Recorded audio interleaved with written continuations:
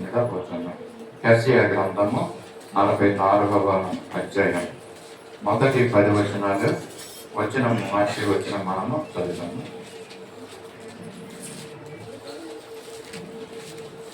44వ యెషయా గ్రంథం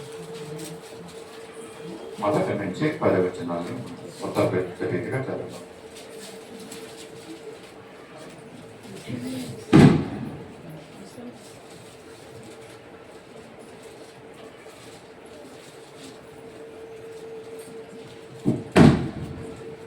ఈ దినమానికి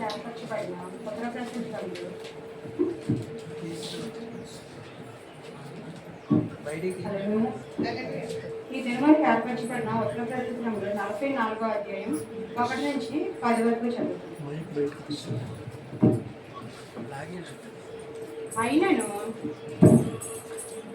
అయినను నా సేవకుడకు యాకోబు నేను ఏర్పరచుకొనిన ఇశ్రాయేలును వినుము.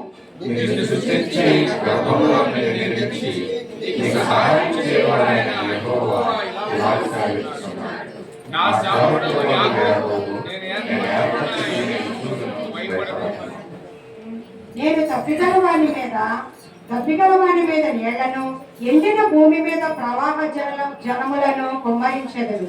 నీ సంతతి మీద నా ఆత్మను కుమ్మరించెదను. నీకు పుట్టిన వారిని నేను ఆశీర్వదించెదను.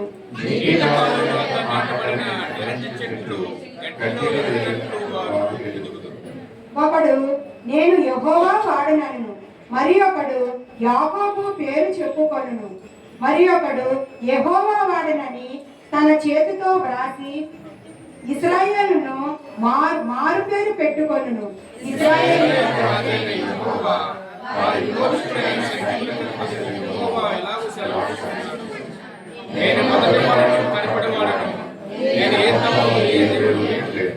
ఆదిలోనున్న జనమును నియమించినది మొదలుకొని నేను తెలియజేయచ్చు వచ్చినట్లు తెలియజేయగల వాడెవడు? అట్టివాడు ఎక్కడైనా వండిన ఎడల నాకు తెలియజెప్పవలెను, ఆ సంగతి నాకు ప్రచురింపవలెను. అట్టి వారు భవిష్యత్ విషయము రాబోవు సంగతులను తెలియచెప్పువారై ఉండవలెను.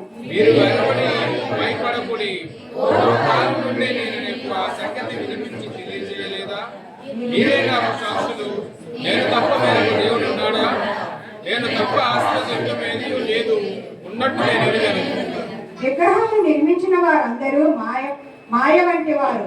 వారికి ఇష్టమైన విగ్రహములు నిష్ప్రయోజనములు, తామే అందుకు సాక్షులు.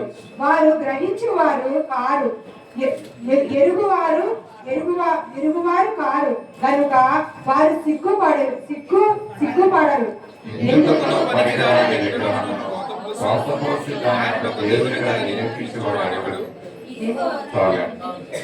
పరిశుద్ధ వాక్యం దేవుడు దీవించును గాక. సమయంలో చదవబడిన యొక్క వాక్య భాగాన్ని మన వచనానికి సొంత దేవకారుగా ముందుకు వచ్చి మనకు జరుగుతుంది.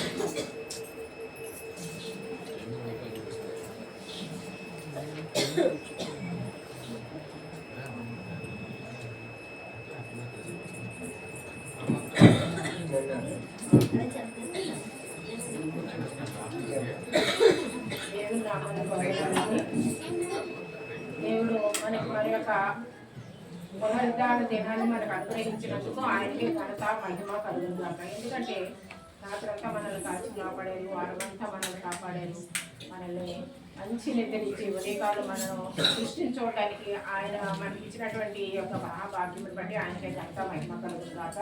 తర్వాత మరి ఈరోజు బల్లను సమీపించడానికి దేవుడు మరి మనకి ఇచ్చినటువంటి మహాభాగ్యం, ఎంతో మందికి లేనటువంటి భాగ్యం దేవుడు మనకి ఇచ్చాడు. కాబట్టి అందరి మీద కూడా ఆయనకి మనం వందనాలు చెల్లించాలి. మరి జీవన జ్యోతి చదివినట్లుగా యెషయా గ్రంథము 44వ అధ్యాయము 1 నుంచి 10 వచనాలు ఒకసారి మనం నేర్చుకుంటామండి. ఆయనను నా సేవకునకు యాకోబుడు నేను ఏర్పరచుకున్న ఇశ్రాయేలు వినుము. దేవుడు ఏం చెప్తున్నాడంటే నేను ఏర్పరచుకున్న యాకోబు అబ్రహాము, యాకోబు, ఇస్సాకుల దేవా అని మనం ప్రార్థన చేస్తున్నాం కదా.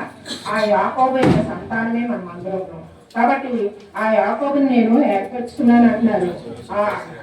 ఆయన గురించి, ఇశ్రాయేల్ గురించి, అంటే ఇశ్రాయేలీల ప్రజల గురించి ఈ వచనాలు ఇవన్నీ కూడా చెప్పబడుతున్నాయి అన్నమాట. మొట్టమొదటి నుంచి కూడా యెషయా ప్రవక్త గారికి ఇశ్రాయేలీల యొక్క అవిధేయత, వాళ్ళ ఇష్టానుసారంగా జీవించడం, వాళ్ళ విగ్రహారాధన చేయడం, వాటన్నిటి నుంచి వాళ్ళు విడుదల పొందాలని దేవుడు ఏం చేస్తున్నారంటే యెషయా ప్రవక్తకి బయలుపరిచి నువ్వు వెళ్ళి వాళ్ళకి చెప్పు అని చెప్పిన విషయాలన్నీ కూడా యెషయా ప్రవక్త గారు ఈ యొక్క యెషయా గ్రంథం అంతట్లో కూడా మనకి రాయబడి ఉన్నది. అయితే అది మనం చాలా విషయాలు మనం ఇప్పటివరకు నేర్చుకున్నాము. ఈ 44వ అధ్యాయంలో ఏంటంటే ఇశ్రాయేలీల ప్రజలు చాలా భ్రష్టత్వం అంటే చాలా దుర్మార్గంగా జీవిస్తున్నారు. దేవుడు చేసిన మేలు మర్చిపోయి ఆయనకు వ్యతిరేకంగా వాళ్ళు జీవిస్తున్నారు. ఇష్టానుసారంగా మరి విగ్రహారాధన చేస్తున్నారు. దేవుడు వాళ్ళకి చేసినటువంటి మేలన్నీ కూడా మర్చిపోయి జీవిస్తున్నారు. కాబట్టి వాళ్ళు ఎప్పుడైతే వారి యొక్క ఆ అవిధేయత నుంచి తొలగి దేవుని నమ్ముకుని దేవుడే మాకు నిరీక్షణ, ఆయనే మాకు సమస్తమును, ఆయన ఎప్పుడైతే నమ్మి వాళ్ళు వారి నోటితో వాళ్ళు ఒప్పుకుంటారో అప్పుడు దేవుడు ఏం చేస్తారండి, వాళ్ళని రక్షిస్తానంటున్నారు. వాళ్ళని చెరలో వెళ్ళిపోయిన వాళ్ళందరినీ కూడా విడుదలిస్తాను అని ఈ అధ్యాయంలో మనకు చెప్తున్నట్లుగా చూస్తున్నాం. ఒకసారి చూద్దామండి. ఇర్మియా గ్రంథము 30:10 ఒకసారి చూద్దాము. దాని పక్కనే ఉంటుంది యెహెజ్కేలు ప్రకటన, యెషయా ప్రకటన ఉంటుంది.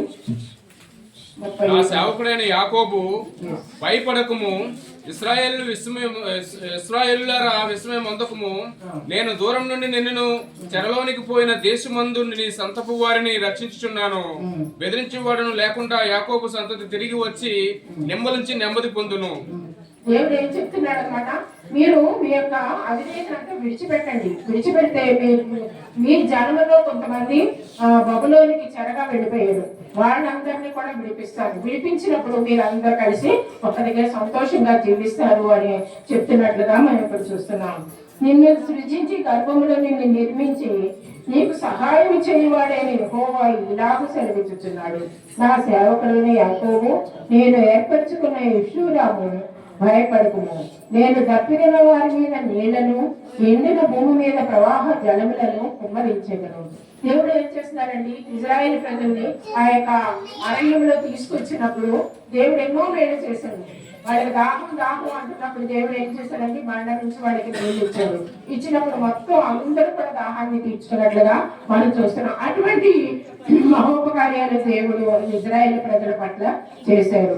తర్వాత నీ సంతతి మీద నా ఆత్మను కుమ్మరించెదను, నీకు పుట్టిన వారిని నేను ఆశీర్వదించాను. నీ సంతతి మీద నా ఆత్మను కుమ్మరిస్తానని దేవుడు చెప్తున్నాడు. అప్పుడే చెప్పానండి దేవుడు, నీ సంతతి మీద నా ఆత్మను కుమ్మరిస్తానని, తర్వాత నీకు పుట్టిన వారిని నేను ఆశీర్వదిస్తానని. ఆ విధంగా మనం అపోస్తుల కార్యము 2:17-18 ఒకసారి చూద్దామండి. అపోస్తుల కార్యము 2వ అధ్యాయము 17-18 వచనం చూసినట్లయితే, అంత దినమనందు నేను మనుషులందరి మీద నా ఆత్మను కుమ్మరించెదను. మీ కుమారులను కుమార్తెలను ప్రసవించెదరు. మీ యవనులకు దర్శనములు కలుగును. మీ వృద్ధులు కలలు కందరు. ఆ దినములలో నా దాసుల మీదను నా దాసులందరి మీదను నా ఆత్మను కుమ్మరించెదను గనుక వారు ప్రవచించెదరు. చాలండి, థ్యాంక్ యూ బ్రదర్. అయితే దేవుడు ఏం చెప్తారు, అప్పుడే ఆ టైంలోనే ఇజ్రాయెల్ ప్రజలకి యెషయా ప్రవక్త మరి ఇటువంటి ప్రవచనం చేశారు. ఏంటంటే దేవుడు మీ మీద, మీ యవనస్తుల మీద, అందరి మీద ఆత్మను కుమ్మరిస్తారన్నాడు. ప్రతి ఒక్కరు కూడా ఆత్మను పొందుకుంటారు. ఆత్మను పొందుకోవాలండి. మనం ఎప్పుడైతే దేవుని బిడ్డలమై ఉన్నామో, మనం దేవుడు మనకి ఆత్మను ఇచ్చారు. ఆయన యొక్క పరిశుద్ధాత్మ, ఆయన ఇక్కడి నుంచి ఆరోహణగా వెళ్ళిన తర్వాత మనకి ఆదరణకర్తగా పరిశుద్ధాత్మను ఇచ్చాడు. ఇప్పుడు ఆ పరిశుద్ధాత్మ దేవుడు మనల్ని నడిపిస్తున్నారు. కాబట్టి ఆ ఆత్మను మనం పొందుకోవాలి. ప్రతి ఒక్కరి మీద ఆత్మను కుమ్మరిస్తారంట. ముసలి వాళ్ళు కూడా కళ్ళు కంటారట. ఎక్కడ మొదలు పట్టుకోవాల్సిన వాళ్ళు కూడా కళ్ళు కంటారంట. ఆ యవనస్తులకి మరి ప్రవచన వాళ్ళు ఇవన్నీ కూడా జరుగుతాయని చెప్తున్నారు.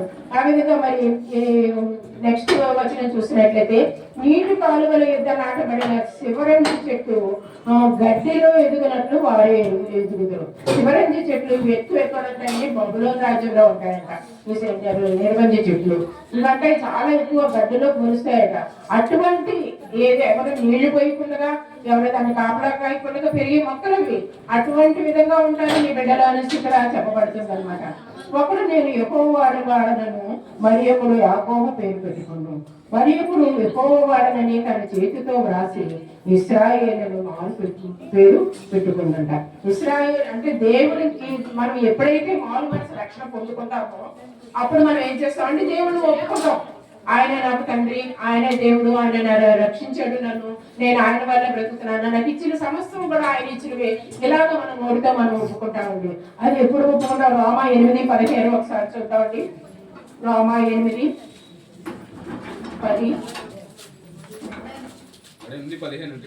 రోమా 8:10. క్రీస్తు మీలోనున్న ఎడల మీ శరీరము పాపం విషయమే మృతమైనది గాని మీ ఆత్మ నీతి విషయమే జీవం కలిగి ఉన్నది. మనము దేవుని పిల్లలమని ఆత్మ తానే మన ఆత్మతో కూడా సాక్ష్యం ఇచ్చుచున్నాడు. మనము పిల్లలమైతే వారసులము అనగా దేవుని వారసులము. క్రీస్తుతో కూడా మహింపంతులకు ఆయనతో శ్రమపడిన క్రీస్తుతోడి వారసులము. అయితే దేవుడు ఇక్కడ ఏం చెప్తున్నారండి? ఆయన ఆత్మ మన మీద కుమ్మరిస్తారు. కుమ్మరించినప్పుడు మనం ఆయన ఆత్మ ద్వారా మనం పనులు చేస్తాం. కాబట్టి దేవుని పిల్లల ఆత్మ తానే తన ఆత్మతో మనం సాక్ష్యం చెప్తాం అన్నమాట. దేవుడు మనకి చేసిన మేలు మనం దేవుడి దగ్గర ఒప్పుకోవాలి. దేవుడు నాకు ఎలా చేశాడు, నేను ఇటువంటి దుర్మార్గపు స్థితిలో ఉండేదాన్ని, అటువంటిప్పుడు దేవుడు నన్ను కరుణించి నాకు రక్షణ ఇచ్చి నన్ను ఈ విధంగా నడిపిస్తున్నాడు అని మనం ఒప్పుకుంటాం. చూడండి ఇక్కడ సాక్ష్యాలు చెప్తారు. ఎందుకు చెప్తారు? దేవుడు వాళ్ళ పట్ల చేసినటువంటి మేళ్ళు ఇక్కడ ఒప్పుకుంటున్నారు అనమాట దేవుని సన్నిధిలో. అలాగే మనం ఇక్కడ సాక్ష్యం చెప్తుంటే దేవుడిని ఇక్కడ ఒప్పుకుంటుంటూ దేవుడికి మహిమపరుస్తున్నట్లయితే సాతాను పారిపోతుందండి. దేవుని మహిమ ఎప్పుడైతే మనం మహిమపరుస్తామో అప్పుడు సాతాను పారిపోద్ది. ఆ విధంగా మరి ఇక్కడ సాక్ష్యాలు చెప్పినప్పుడు మనం చాలా జ్ఞాపకంగా దేవుడు ఏమి మనకు మేలు చేశాడో అది మాత్రమే దేవుని సన్నిధిలో మనం ఒప్పుకుంటూ ఉండాలి. తర్వాత వారి విమోచకుడు ఇశ్రాయేలు రాజు అయిన యెహోవా వారి విమోచకుడైన సైన్యములకు అధిపతి యెహోవా ఇలాగూ సెలవిచ్చుచున్నాడు, నేను మొదటి వాడను కడపటి వాడను, నేను తప్ప ఏ దేవుడును లేడు. ఆయన మొదటి నుంచి చెప్తున్నాడండి, నేను మొదటి వాడను కడపటి వాడు. అందుకే సృష్టించినప్పుడు ప్రభు ఉన్నాడు. సృష్టి అంతము తర్వాత ప్రకటన గ్రంథం వరకు ఈ ప్రతి విషయంలోనూ కూడా దేవుడు బైబిల్లో మనకి కనిపిస్తూనే ఉంటారు. అలాగే ప్రకటన గ్రంథం ఒకసారి చూద్దామండి. ప్రకటన 1:8. ప్రకటన 1:8. ఆల్ఫాయు ఒమేగయు నేనే, వర్తమాన భూత భవిష్యత్ కాలంలో ఉండువాడును నేనే అని సర్వాధికారియు దేవుడికి ప్రభు సెలవిచ్చుచున్నాడు. మీ సహోదరుడును యేసును బట్టి కలుగు. 18 కూడా ఒకసారి చదవండి. 18 వచనం. తుయరైలోనున్న సంఘపు దూతకు ఇలాగు వ్రాయము. 18 వచనం 1:18. నేను మొదటి వాడను కడపటి వాడను జీవించు వాడను, మృతుడనైతిని గాని ఇదిగో యుగములు సజీవులే గాని. దేవుడు చెప్తున్నాడు చూడండి. మనం ఏదో దేవుడు అనేది మా ప్రార్థన చేసుకుని బైబిల్ చదువుకొని వెళ్ళిపోవడం కాదండి. దేవుడు ప్రతి విషయంలో కూడా మనల్ని అబ్జర్వ్ చేస్తూ ఉంటారు. ఎందుకంటే మొదటి వాడను కడపటి వాడను మొదటి నుంచి మన విషయం దేవుడికి తెలుసు. కడపటి వాడను లాస్ట్ మనం చనిపోయేంత వరకు మరి అంతా సృష్టి అంతా కూడా అంతము అయిపోయే వరకు కూడా దేవుడు ఉన్నాడని చెప్తున్నాడు. కాబట్టి మనం ఏం చేయాలండి? దేవుని వాక్యాలు మనం నమ్మాలి. ఆ విధంగా నమ్మినట్లయితే మనకి దేవుడు మనకు బయలుపరిచినటువంటి ప్రతి విషయాన్ని కూడా మనకి తెలుస్తుంది. గలతీ 4:6 కూడా ప్రజలు ఒకసారి చదవండి. గలతీ 4:6.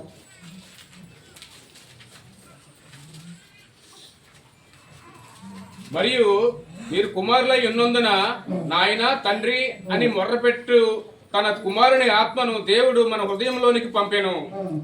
కాబట్టి నీవు యొక్క దాసుడు కావు, కుమారుడివే. అంటే దేవుని ఆత్మను మనం ఎప్పుడైతే పొందుకుంటామో దేవుడికి మనం దగ్గరగా ఉంటాం అనమాట.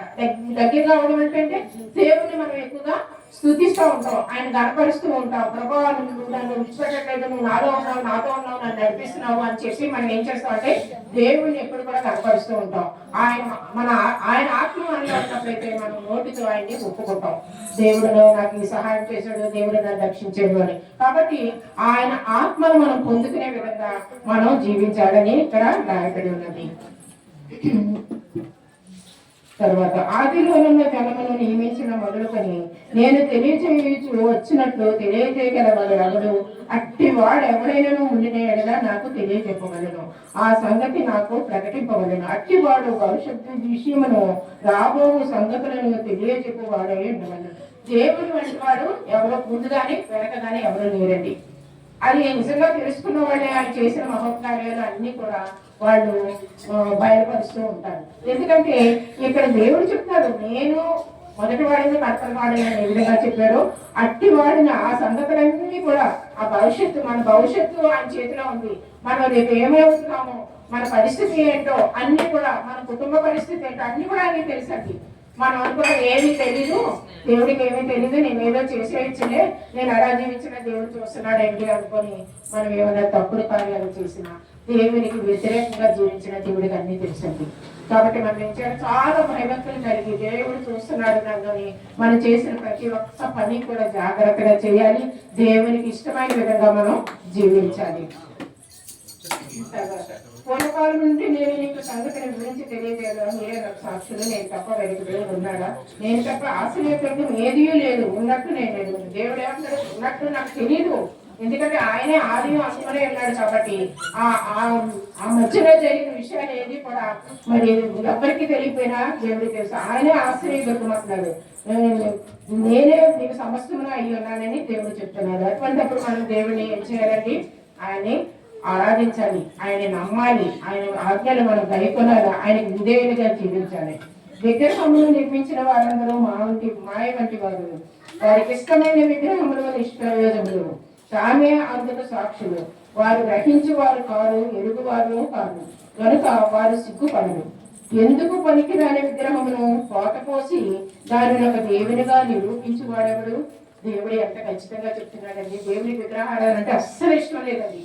వీళ్ళకి ఎంత మంచిగా చేసినప్పుడు కూడా ఇంకా కూడా ఎందుకు ఆ యొక్క విగ్రహాల జోలికి వెళ్తున్నారని దేవుడు చాలా చింతిస్తున్నాడట. చింతిస్తూ ఈ యెషయా గారికి చెప్పి ఇక్కడ చెప్తున్నట్లుగా మనం చూస్తున్నాం. అలాగే మనం కీర్తన 115:4 ఒకసారి చూద్దామండి. ఎన్నోసార్లు మనకి ఈ వాక్యం వస్తూనే ఉంది, విగ్రహారాధన గురించి మనం నేర్చుకుంటూనే ఉన్నాం. కీర్తన 115 వెండి బంగారమని అవి మనుషుల చేతి పనులు, వాటికి నోరుండి పలుకవు, కన్నులుండి చూడవు, చెవులుండి వినవు, ముక్కులుండి వాసన చూడవు, చేతులుండి ముట్టుకొనవు, పాదములుండి నడువవు, గొంతుకతో మాట్లాడవు. వాటిని చేయువారును వాటి యందు నమ్మిక ఉంచు వారందరూ వాటి వంటి వారై ఉన్నారు. అంటే ఇక్కడ దేవుడు ఏం చెప్తున్నాడు చూడండి, విగ్రహం గురించి. ఒక చెక్క, ఒక మట్టి, ఒక ఘన పదార్థం ఏదైనా సరే దానితో ఒక విగ్రహాన్ని తయారు చేస్తారు. విగ్రహాన్ని తయారు చేసి కళ్ళు, చెవులు అన్ని పెడతారు, మంచిగా వాటికి కలర్స్ అన్ని వేస్తారు. అంటే చూస్తుంటే మనం మనుషులు చూస్తున్నట్టే అనిపిస్తుంది, అంత బాగా చేస్తారు. కానీ అది నిలబడదండి, ఎవరైనా పట్టుకోవాలి, లేకపోతే దాన్ని వేసి ఒక గోడకో ఒక బలకో పుట్టేది కానీ నిలబడతారు విగ్రహం. కరెక్టే, లేకపోతే ఎలాగో నిలబెడతారు. నిలబడిన తర్వాత ఈ యొక్క ఇజ్రాయిల్ ప్రజలు ఇప్పుడనే కాదు, ఫ్రమ్ ది బిగినింగ్ నుంచి కూడా ఇజ్రాయిల్ ప్రజలు ఏం చేస్తారంటే, ఆ దేవతే మా దేవత, రకరకాల దేవతలు చేసుకుని, రకరకాల బొమ్మలు చేసుకుని, రకరకాల పేర్లు పెట్టుకొని వాళ్ళు జీవించేవారు. ఆ విధంగా ఇప్పుడు కూడా జరుగుతుంది, జరగట్లేదండి. విగ్రహారాధన చేస్తున్నారు, వాళ్ళకి నిజంగా తెలియకుండా భక్తి చేస్తున్నారు. తెలిస్తే దాని జోలికి ఎవరు వెళ్ళరు, మాట్లాడదు. మనకు బైబిల్లో చదివాం కదా, మాట్లాడదు, నోరుండి కూడా మాట్లాడదు, చెవు నుండి విందు, కళ్ళుండి చూడదు, ఏమి లేదు. దానికి మీరు పూజిస్తున్నారు. నిజమైన దేవుడు మరి సృష్టికర్త, మీ అందరూ సృష్టిని అనుభవించడానికి ఇన్ని సృష్టించిన దేవుడిని మీరు మర్చిపోయి జీవిస్తున్నారు. ఆ విగ్రహాలను పూజిస్తారు. అవేమన్నా మిమ్మల్ని రక్షిస్తాయా, అవేమన్నా మిమ్మల్ని కాపాడతాయని దేవుడు చెప్తున్నాడు ఇక్కడ. ఎందుకంటే మీ చేతులతో మీరు చేసుకున్న విగ్రహాన్ని పట్టుకొని దేవుడు దేవుడు దేవుడు అని మీరు పూజిస్తున్నారు. అయితే అది మిమ్మల్ని రక్షించదు అని ఈ ఇశ్రాయేలు ప్రజలకి చెప్పమని యెషయా ప్రవక్త చెప్పారు. కాబట్టి ఈ అధ్యాయాల్లో అంతటా కూడా ఇంతకు ముందు కూడా 2-3 సార్లు మనం విగ్రహం గురించి చదువుకున్నాం. ఆ విగ్రహాలు చేసే వాళ్ళు కూడా అటువంటి వారే, మన చేతులతో మనం చేసుకున్నాం కదా. ఒక బొమ్మను తయారు చేసి దాంట్లో జీవం లేదు, ఏమీ లేదు, దేవుడా దేవుడా అంటే ఏం తెలుస్తుందండి బొమ్మకి? దేవుడు అదే చెప్తున్నాడు ఇక్కడ, అక్కడ నేను చెప్పింది కాదు, ఇక్కడ బైబిల్లో అదే రాయబడింది. కళ్ళు నుండి చూడము, చెవులు నుండి వినము, నోరు నుండి కూడా మాట్లాడము. అటువంటి దేవుడిని మీరు దేవుడా దేవుడాన్ని పూజిస్తున్నారు. ఆ ఇశ్రాయేలు ప్రజలకి చెప్పు, నిజమైన దేవుడు నేనని చెప్పు, సృష్టికర్త నేనని చెప్పు, ఆది అంతమును నేనే ఉన్నానని చెప్పు అని మరి దేవుడు ఆయనకు ప్రవర్తించినట్లుగా మనం చూస్తున్నాం. కాబట్టి మన జీవితాల్లో మనం దేవుడిని కాక ఇంకెవ్వరినైనా మనం పూజించినట్లయితే దేవుడికి చాలా కోపం వస్తుంది. కాబట్టి సృష్టికర్తలు మనం తెలుసుకుంటున్నాం, ఆయన తప్ప వేరొక దేవుడని అని మరి నిర్గమకాండం 20వ అధ్యాయంలో నేను తప్ప వేరొక దేవుడు లేడని చెప్తున్నాడు అక్కడ.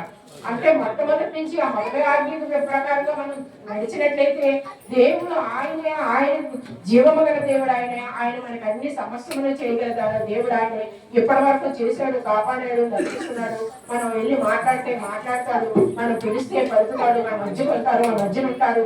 ఇవన్నీ కూడా తెలుసుకోమని దేవుడు చెప్తున్నాడు. కాబట్టి ఆ రోజు ఇశ్రాయేలు ప్రజలకి చెప్పారని కాదు, ఈ జన్మలో మనం కూడా అటువంటి పరిస్థితుల్లో ఉన్నాము. ఒక్కసారి ఆలోచించుకొని దేవునికి మనం విధేయులై జీవించాలని నిత్యంగా వాక్యం దేవుడు మనం చక్కని మాటలు మనం విన్నాము. సమయంలో ప్రార్థన చేసుకున్నామండి, విజ్ఞాపన ప్రార్థన. మన మధ్యలో సరే ప్రసాద్ గారి ముందుకు వచ్చి అది విజ్ఞాపన ప్రార్థన చేస్తారు. మనం పళ్ళు మూసుకున్నాం, ప్రార్థన మనం ఏకీభవిస్తాం.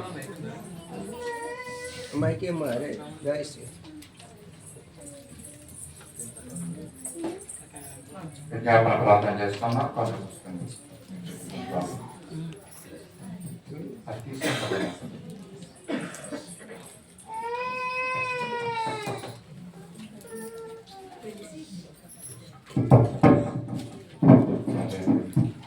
ప్రార్థన చేసుకోండి.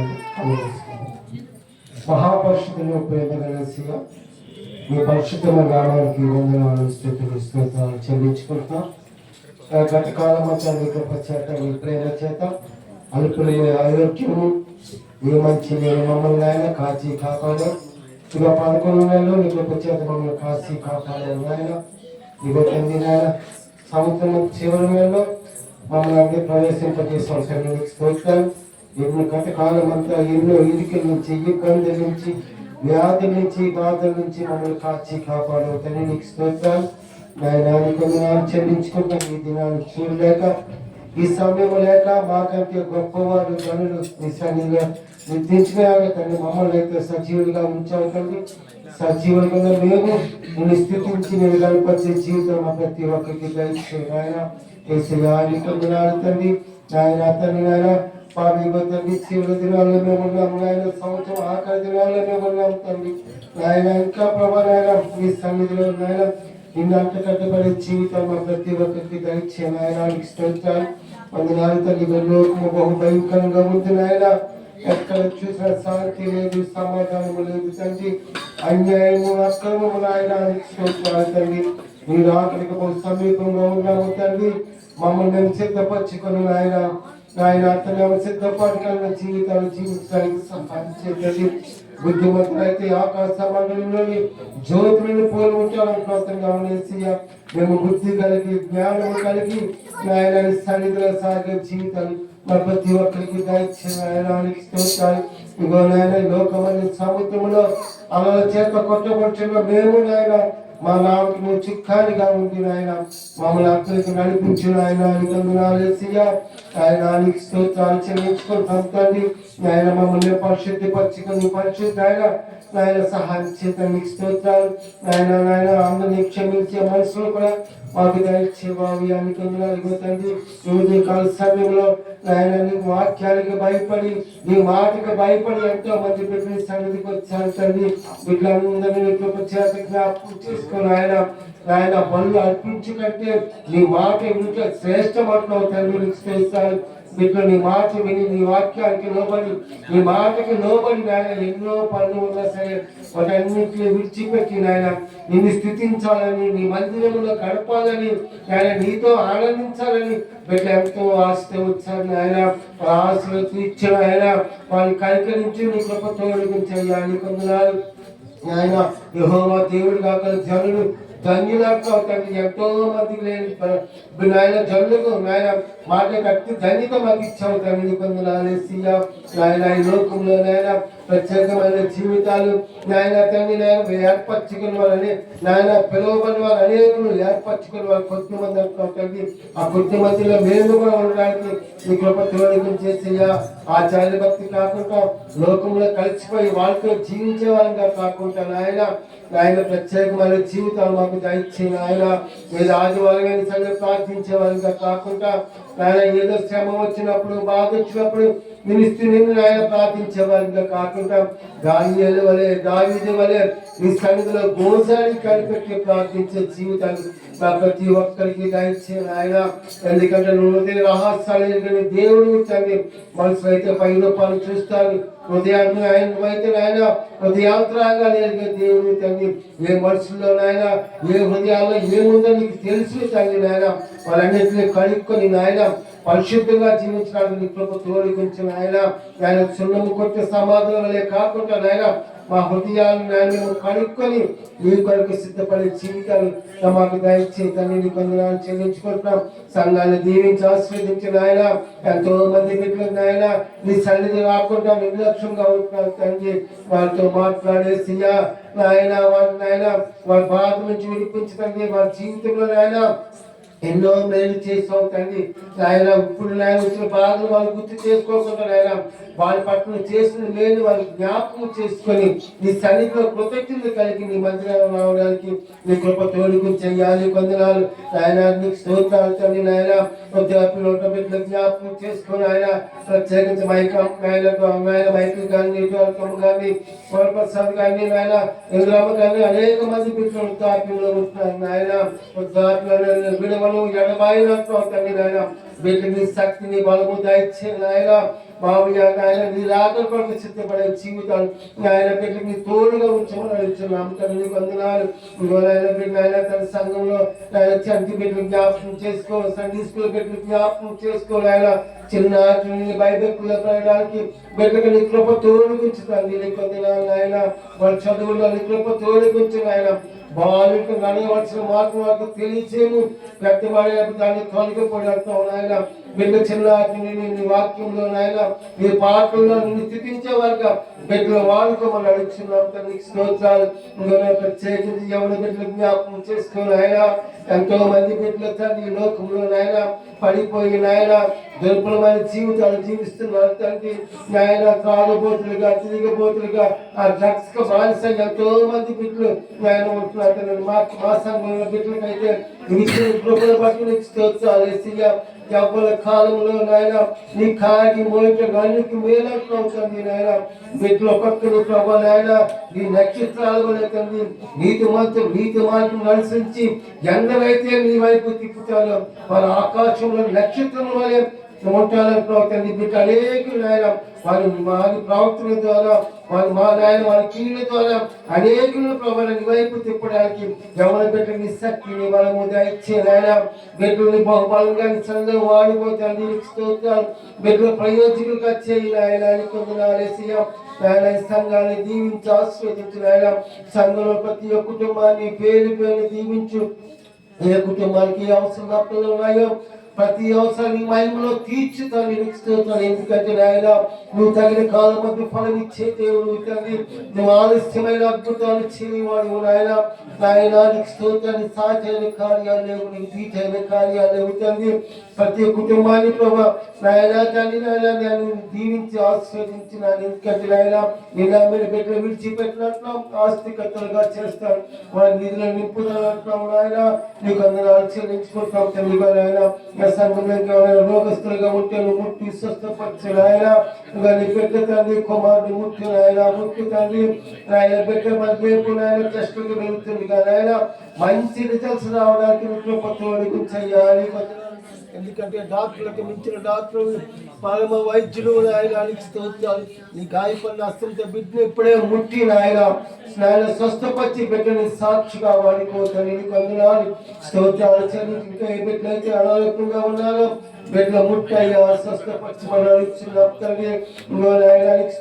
ఏ బిడ్డ ఏ కుటుంబం అయితే నాయన నాయన సమస్యలతో, ఆర్థిక బాధలతో, నాయన సమాధానము లేక, శాంతి లేక, గలిబిలతో, ఆందోళనతో జీవిస్తున్నారు నాయన.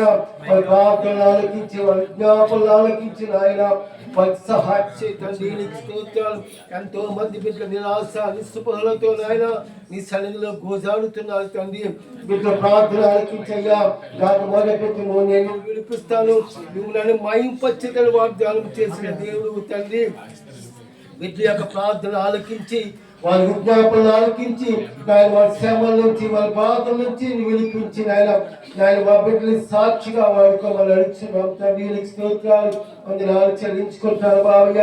ఇంకో సంఘంలో ఏక మనసు, ఏకాత్మ దయచే నాయన నీ అద్భుతాలు, ఆశ్చర్య కార్యాలు జరిగించి తండ్రి. నా మందిరము సమస్త జనులకు ప్రార్థనా మందిరం అంటావు నాయన. నీ వెలుగుతో, నీ ప్రసన్నతతో, నీ మందిరంతో నింపమని అడుగుతున్నాం తండ్రి. రోగులుగా ఉంటున్న వారిని ముట్టి స్వస్థపరిచిన ఆయన కొందనాలు చెల్లించుకుంటున్నాం. ఇదిగో నాయనానికి స్తోత్రాలు వందనాలు నాయన. మేము నూతన సంవత్సరంలో మేము ఎదుర్కోవడానికి సిద్ధంగా ఉంటుంది కదా నాయన. మా పాత నూతన జీవితాలు మేము విడిచిపెట్టి నాయన నూతనమైన జీవితాలతో, నూతన స్వభావాలతో, నూతన మనసుతో నేను ఎదురు నాయన నీ నూతన సంవత్సరంలో ప్రవేశింపే జీవితాలు మాకు దయచే నాయన. ఇంకో పాతగా గతించిన సమస్తము కొత్త అయినట్టు మా పాత జీవితాలు మేము విడిచిపెట్టి నాయన పరిశుద్ధమైన జీవితాలతో నాయన నూతన సంవత్సరంలో ప్రవేశించే జీవితాలను ప్రతి ఒక్కరికి దయచే నాయన. యేసయ్యా నీ కొందనాలు చెల్లించుకుంటున్నాం నాయన. రోధించే స్త్రీలను లేపు నాయన, నీ సంగ ప్రార్థించే స్త్రీలను లేపు నాయన. నీ కొందనాలు యేసయ్యా. ఇంకో నాయన సహాయం చేతండి నాయన. నీ ధైర్యాలను కూడా నాయన ఇచ్చిన ఆరోగ్యాన్ని బట్టి నీకు స్తోత్రాలు, ఇచ్చిన జ్ఞానాలను బట్టి నీ కొందనాలు యేసయ్యా. నీ ఆత్మతో నడిపెట్టిన సంధించి నాయన నా మమ్మల్ని నన్ను నడిపిస్తున్న విధానం బట్టి నీకు స్తోత్రాలు. నీ శక్తి, నీ బలము దయచే నాయన. సంపూర్ణమైన ఆరోగ్యము దయచే నాయన. అనేకుల మధ్య నాయన వాడబడ్డానికి నీ కృప తోడుగుంచి నాయన. వాళ్ళ కుటుంబాన్ని, వాళ్ళ బిడ్డలు కూడా నీ సన్నిధిలో జ్ఞాపకం చేసుకోమని అడుగుతున్నాం తండ్రి. నాయన ఆరాధన చుట్టూ నువ్వు ఉండి అయ్యా, నువ్వు ఉండి తండ్రి నాయన. ఆది నుంచి అంచె వరకు నీవే మహిమ గంట ప్రభావాలు పొందమని నా ప్రార్థన సంఘం మరొక జ్ఞాపకం చేసుకొని నా ప్రార్థనకు ప్రతిఫలం జవాబు దయచేయమని అతి త్వరలో రాబోతున్న యేసయ్య శక్తి గల నామమున అడిగి వేడుకొంచున్నాం తండ్రి. క్యాలెండర్లోని వాక్యాన్ని ఎంపిక చేసుకుందామండి.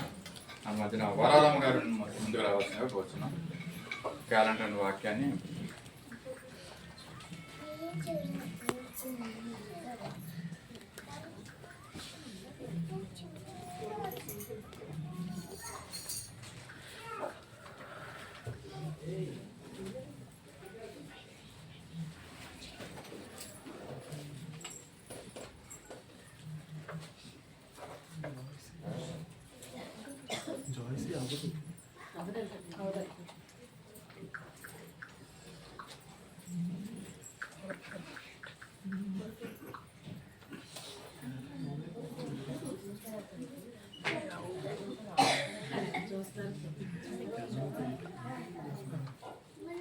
బి తేజస్వని, రెండవది అన్ విజయ్ కుమార్.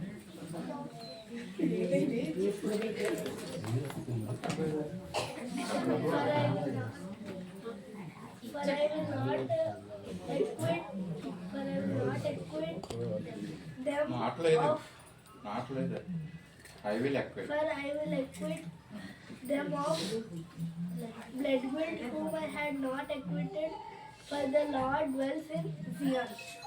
Joel 3:21.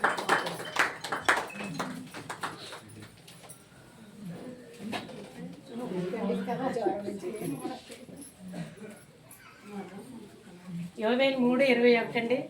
అయితే యూదా దేశంలో నివాసులు నిత్యముందరు తరతరములకు యెరూషలేము నివాసముగా ఉండును. యెహోవా సియోనులో నివాసిగా ఉండును. నివసించును.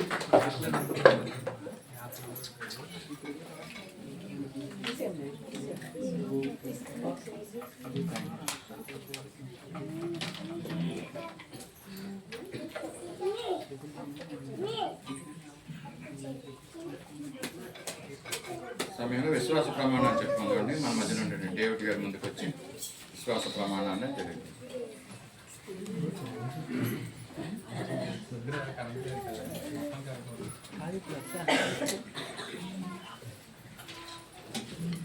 విశ్వాస ప్రమాణం చెప్పు. అందరూ లేచి నిలబడదాం, విశ్వాస ప్రమాణం చెప్పుకుందాం. భూమి ఆకాశం సృజించిన శక్తిగల తండ్రి అయిన దేవుని నేను నమ్ముచున్నాను.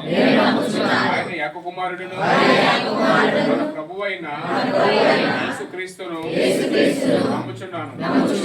ఈయన పరిశుద్ధాత్మ వలన ఆయన మరియకు జన్మించి సిలువ వేయబడి చనిపోయి సమాధి చేయబడి అదృశ్య లోకములోనికి దిగిననియు మూడవ దినమున లేచి పరలోకమునకు ఎక్కి సర్వశక్తి గల దేవుని యొద్ద ఉన్నాడనియు సజీవులకు మృతులకు తీర్పు చేయుటకు అక్కడ నుండి వచ్చిననియు నమ్ముచున్నాను. పరిశుద్ధాత్మను నమ్ముచున్నాను.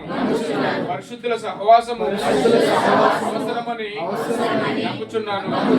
పాప క్షమాపణయు శరీర పునరుద్ధానమును నిత్య జీవమును ఉన్నవని నమ్ముచున్నాను. ఆమేన్. దయచేసి అందరూ కూర్చున్నాం. సమయంలో ఈ యొక్క వారం దినంలో జరగబోయే ప్రకటనలు తెలియజేస్తాను.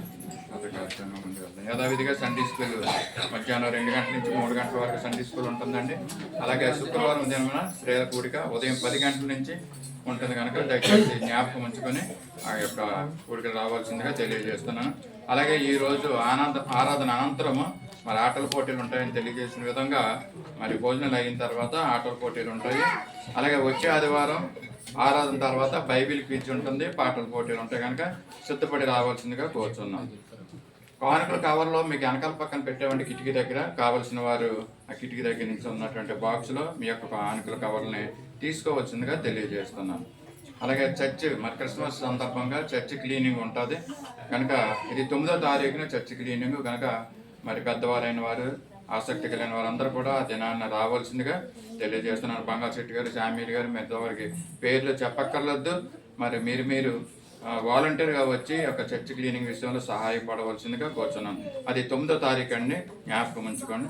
అలాగే ఈ యొక్క వారంలో మరి బర్త్డేస్ అలాగే పెళ్లి రోజు చేసుకుంటున్న వారిని జ్ఞాపకం చేసుకుందాం. ఈరోజు అనగా 7వ తారీఖు ఆదివారం మరి జన్మదినాన్ని మన మధ్యలో ఉంటే రూత్ రాయ్ గారు జన్మదినాన్ని జరుపుకుంటున్నారు. దయచేసి ముందుకు వచ్చినట్లయితే మేమైతే ప్రార్థన చేస్తాం. అలాగే 10వ తారీఖున జీవన్ జ్యోతి గారి యొక్క జన్మదినం ఉంది కనుక ముందుకు రావాల్సింది కోరుతున్నాం. అలాగే వెడ్డింగ్ పెండ్లి రోజు జరుపుకుంటున్నటువంటి గౌతమి అలాగే సాయి యొక్క పెండ్లి రోజు 8వ తారీఖు అంటే రేపటి రోజు కనుక మరి వారు కూడా ముందుకు వచ్చినట్లయితే ప్రార్థన చేస్తాను. అలాగే మన మంచికి ఒక యవనస్తుడు అబ్బాయి మోహిత్ అనే అబ్బాయి 101 రూపాయి మరి మనకు కానుకగా పంపించున్నారండి. వాయిని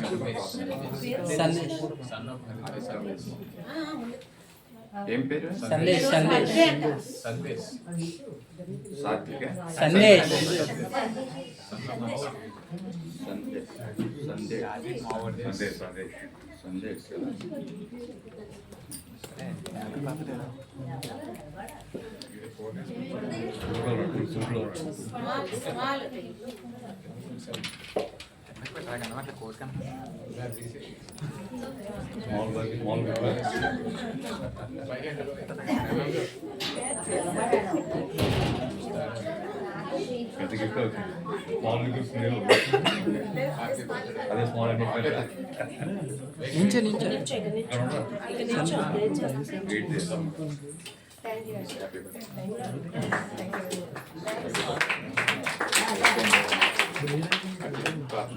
మమ్మల్ని అతి మిక్కిలిగా ప్రేమించిన మా పల్లవండి పరిశుద్ధ పదం అనేకమైన ఆశీర్వాదాలతో దీవెనతో నింపుతున్న మా గొప్ప దేవానికి స్తోత్రం. నీ చేతులు అనేకమైన ఆశీర్వాదాలు ఉన్నాయి. వాటిని మేము పొందుకోవడానికి యోగ్యులుగా మేము జీవించే గొప్ప కృపను మాకు అనుగ్రహించారు. ఉదయకాల సమయంలో మా ప్రభావ రూతం కానీ బట్టి ప్రత్యేక మీకు ఆప్షన్ వస్తున్నాం.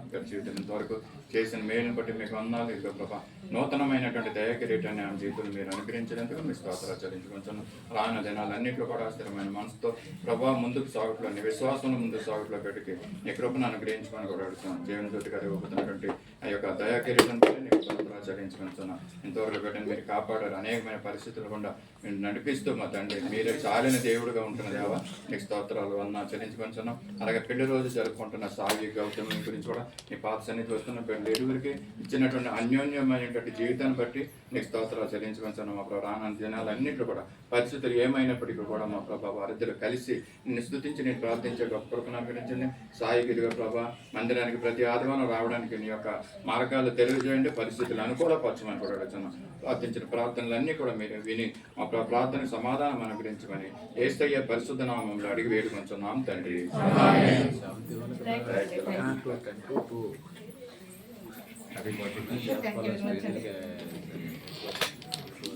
కానుకలు సమర్పించుకుందామండి. సత్య సువార్త పాఠ పుస్తకం నుంచి 358వ కీర్తన పరమాజీవం నాకునేవు అనే పాటను పాడుకుంటూ కానుకలు సమర్పిస్తున్నాం.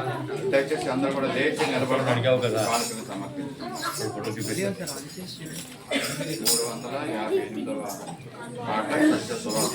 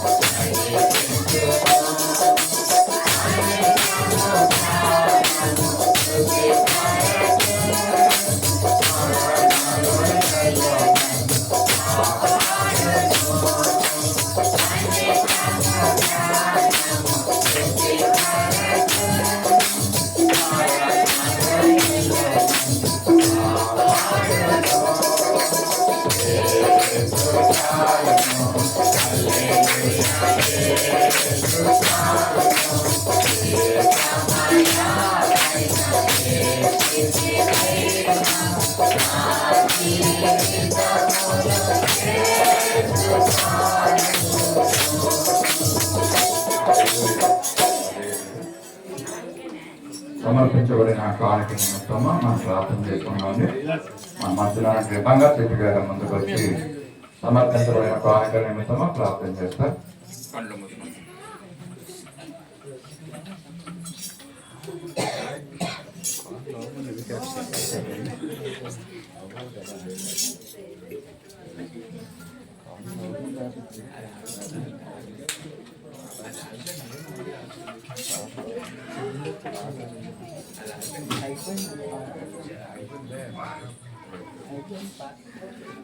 ప్రార్థన చేసుకుందామండి.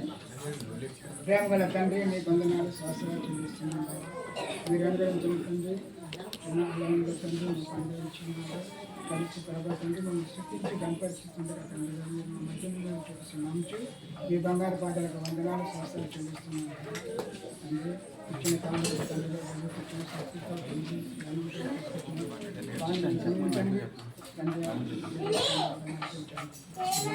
ఈ లోకం మాకు శాశ్వతం కాదని కూడా తెలుసు తండ్రి. ఈ లోకంలో మీరు ప్రయాణిస్తుండే తండ్రి, మేము ప్రయాణం ఎక్కడ ఆగుతుందో అవును ప్రభావ. ప్రయాణం ఆగిన తర్వాత తండ్రి దేవుడు తండ్రి భూమి పెరుగుతుంది, ఆత్మ మీద చేరాలని ఆశలు ఉంటారు. ఒకరోజు లోకాన్ని పెట్టుకోవాలని తండ్రి. అందుకే వందనాలు సంవత్సరాలు చెల్లిస్తూ మీ వెంట వైద్యులతో ముందు సాగేటప్పుడు మాకు సహాయం చేయమని ప్రార్థిస్తూ ఈ చిన్న ప్రార్థన చేసి స్వీకరిస్తున్నాము. సూచించి కనపరిచి సమర్పించుకుంటున్నాను తండ్రి. అలాగే మన సంఘాన్ని ప్రేమించి మరి బి సునీల్ గారు తన దశమ భాగాన్ని 33,000 పంపించి ఉన్నారు. అలాగే బి మేరీ సుజాత గారు 27,500, అలాగే వరప్రసాద్ గారు 3,500ని కానుకలుగా మనకు పంపించి ఉన్నారంటే దేవుడు వారిని వారి కుటుంబాన్ని బాగా దీవించి ఆశీర్వదించినగా.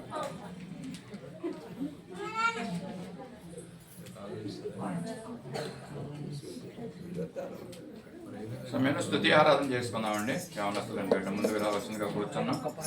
స్తుతి ఆరాధన ఉత్సాహం కలిగిన వారందరూ కూడా దయచేసి లేచి నిలబడి చప్పటి కొడుతూ ప్రభువుని కొంత సమయం వస్తుందాం, ఆయన్ని ఆరాధిద్దాం. యవనస్తులైన వారు తీసుకొచ్చి మరి దేవుని స్తుతించవలసిందిగా కోరుతున్నాం. చప్పటి కొడుతూ ప్రభువుని స్తుతిద్దాం, ఆయన ఆరాధిద్దాం.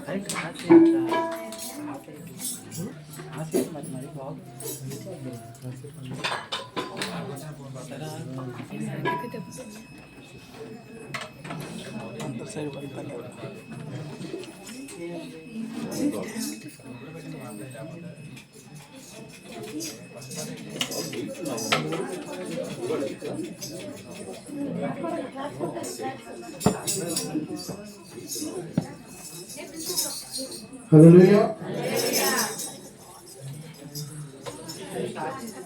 యేసు రక్తము రక్తము రక్తము, యేసు రక్తము రక్తము రక్తము, అమూల్యమైన రక్తము, నిష్కళంకమైన రక్తము, అమూల్యమైన రక్తము, నిష్కళంకమైన రక్తము, యేసు రక్తము.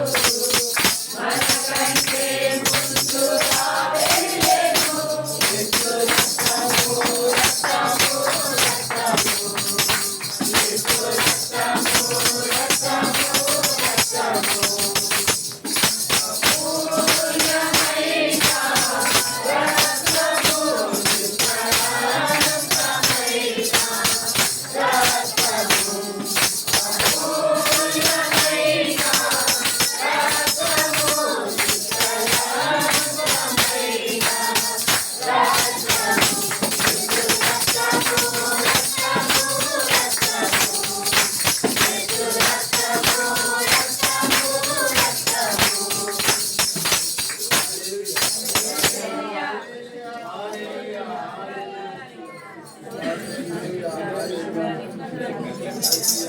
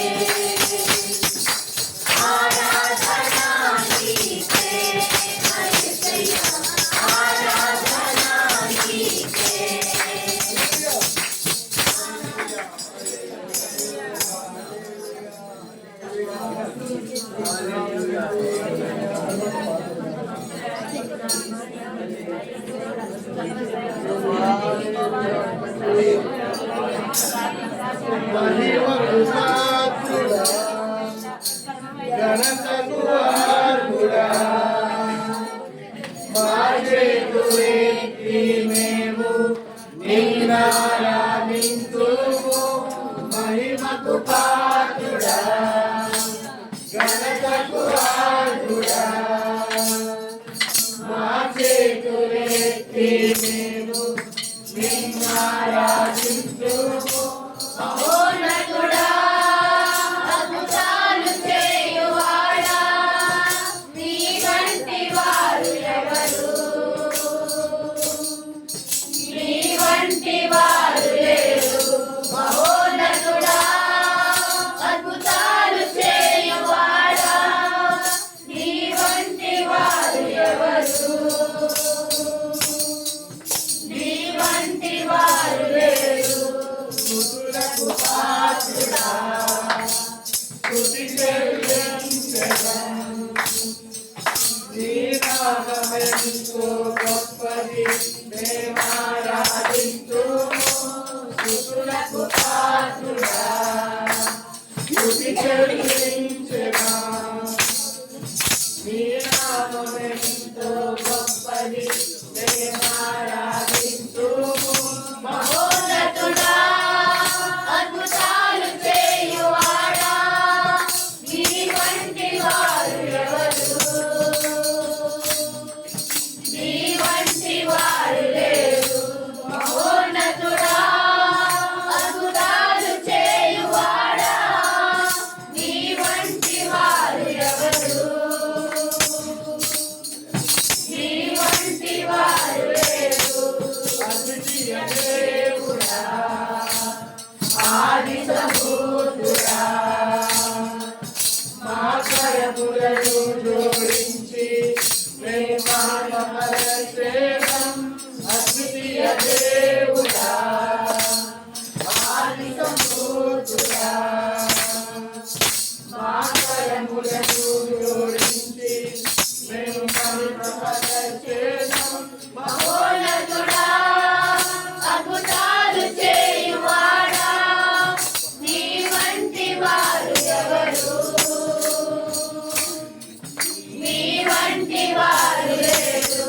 మహోన్నతుడా, అద్భుతాలు చేయువాడా, నీ వంటి వారు ఎవరు? నీ వంటి వారు లేరు.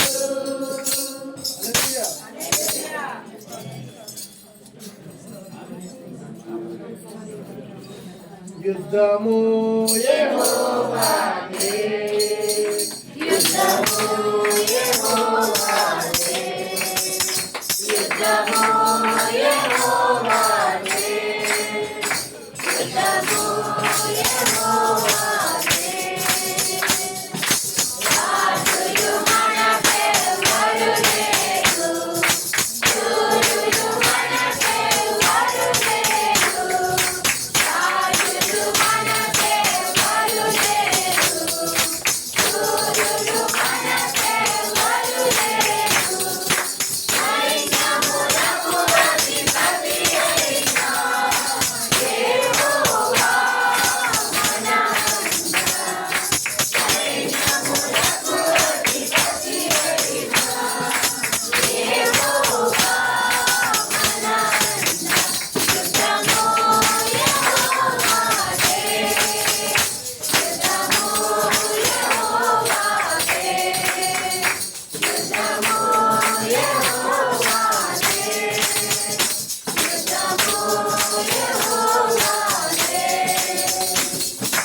రాజులు మనలను పడగొట్టినా, రాజులు మనలను పడగొట్టినా, రాజులు మనలను పడగొట్టినా, రాజులు మనలను పడగొట్టినా, శ్రీకాకుళమునకు కట్టడైన యెహోవా మన అండ. శ్రీకాకుళమునకు కట్టడైన యెహోవా మన అండ.